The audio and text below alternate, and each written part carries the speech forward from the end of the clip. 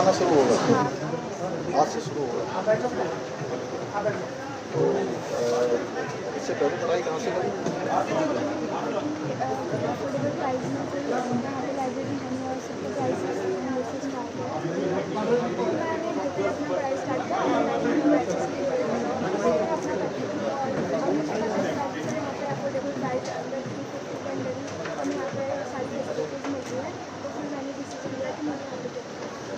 बहुत अच्छा, मेरी शुभकामनाएं आपको। ठीक है,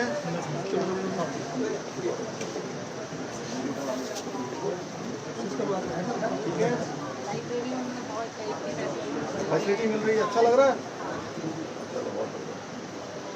ठीक है,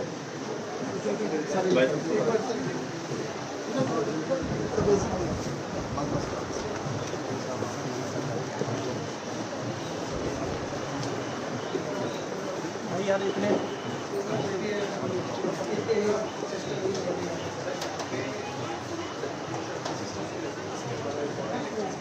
और ऊपर शोल्डर लगा दिया, ऑपरेशनल कॉस्ट 0 है सर हमारी लाइब्रेरी का। और इसमें जो बच्चे पढ़ेंगे जिससे IOBs में क्लस्टर हमारा सर करेंगे, क्लस्टर के लिए सर तो सर पूरा इसमें CSR भी यूज़ किया नहीं किया है सर कि हमें 15 किलोवाट के सर बिजली बिल 0 आएगा सर।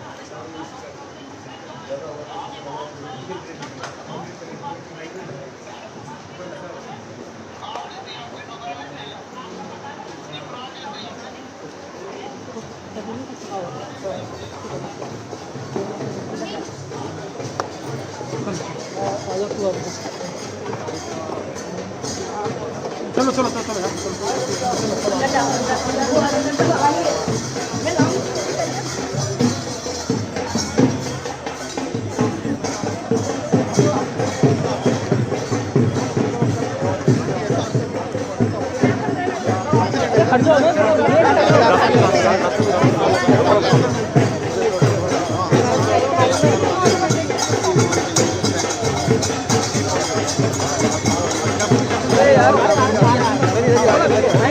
आप सभी हमारे जनप्रतिनिधिगण, सभी ग्राम सभाओं के ग्राम प्रधान, मेरे पास राकेश बिष्ट जी और वो एक टीम जग्गू और रमेश बिष्ट जी, ये 3 लोग देहरादून पहुंचे थे। इन्होंने कहा कि ग्राम प्रधानों से कोई मिलने नहीं देता है। मैंने कहा ग्राम प्रधान तो हमारी रीढ़ है और मैं इस बार चाहे 10 मिनट 20 मिनट जितना भी होगा, मैं इस बार ग्राम प्रधानों से ही मिलूँगा। और मेरा कार्यक्रम भी था कि आप लोगों के साथ आज मैं लगभग 1-8 घंटे तक लगातार आज बात करूँ। लेकिन प्रातःकाल एक बैठक हमारी हर सोमवार को होती है सभी जिलाधिकारियों के साथ, तो उसको करने में थोड़ा ज़्यादा विलम्ब हो गया। इसलिए फिर कभी आगे जो है बड़ी बैठक करेंगे, फिर आप लोगों की बातों को और सुनेंगे।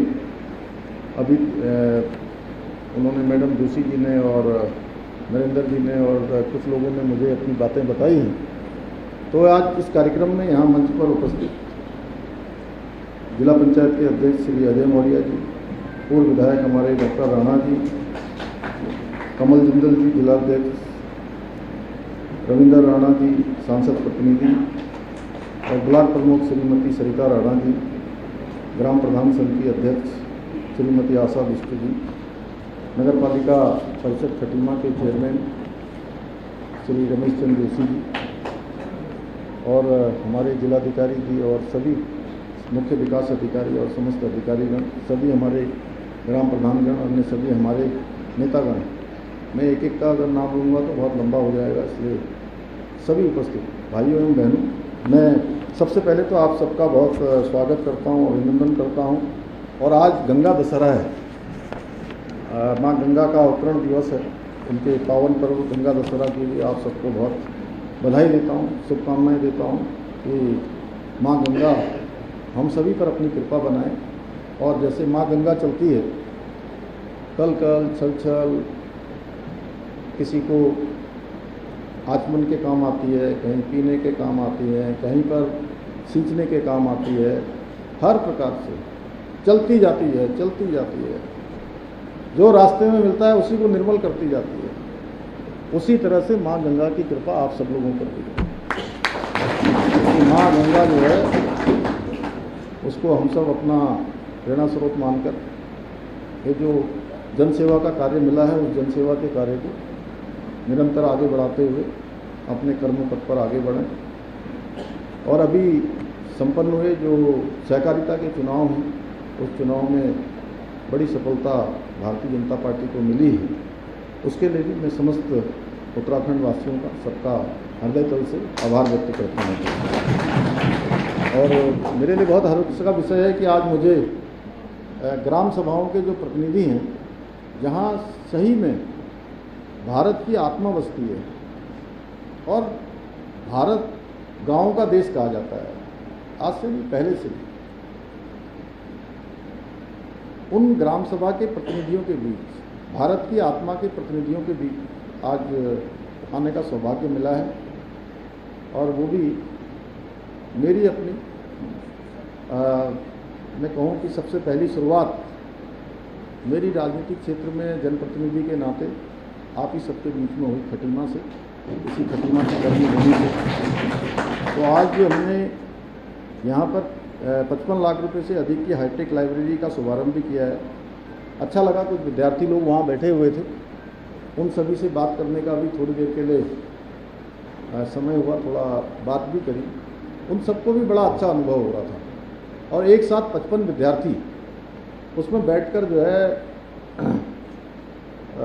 अध्ययन कर पाएंगे, ऐसी व्यवस्था उसमें बनाई गई है। और मैंने बहुत पहले से एक काम शुरू किया कि लोग जो है बड़े बड़े गुलदस्ते लेके आते थे। मैंने कहा कि बुके नहीं, अगर आप कुछ मुझे उपहार देना चाहते हैं तो आप बुके नहीं, मुझे बुक दीजिए। तो बहुत सारी बुकें मेरे पास भी हो गई हैं और जो आगे भी मिलेंगी अभी, वो सारी की सारी मैं अपनी खटीमा की लाइब्रेरी को ही दूंगा। वो इस समय है भी और इसके बाद जो आगे भी मिलेंगी।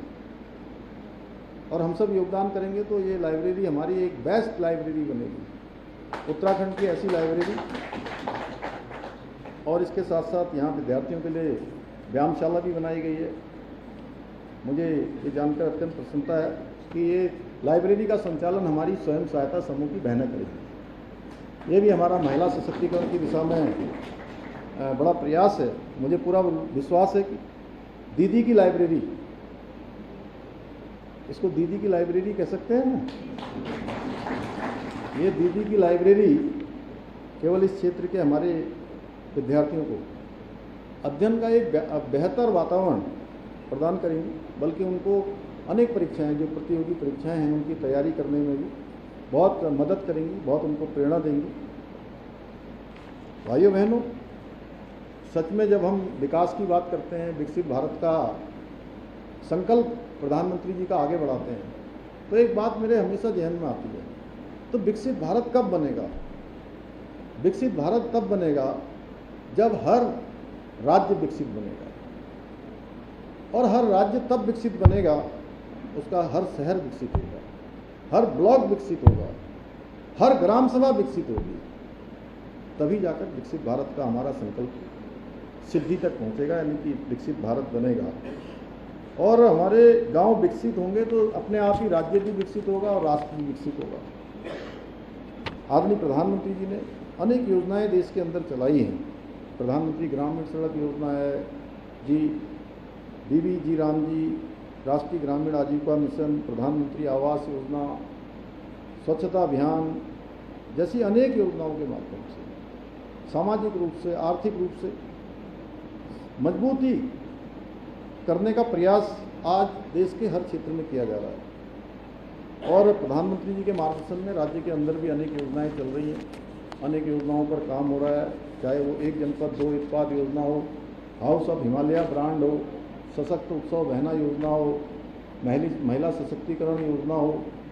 ऐसी अनेक योजनाओं के माध्यम से आज राष्ट्रीय स्तर पर, अंतर्राष्ट्रीय स्तर पर हमारे जो बनाए हुए उत्पाद हैं, छोटे छोटे स्थानों से जो उत्पाद बन रहे हैं, उनको आज देश और दुनिया में बड़ी पहचान मिल रही है। उसके पीछे हमारे सभी जो स्वयं सहायता समूह की बहनें हैं, हमारे स्थानीय उत्पाद बनाने वाले भाई हैं, उनका बहुत बड़ा योगदान है।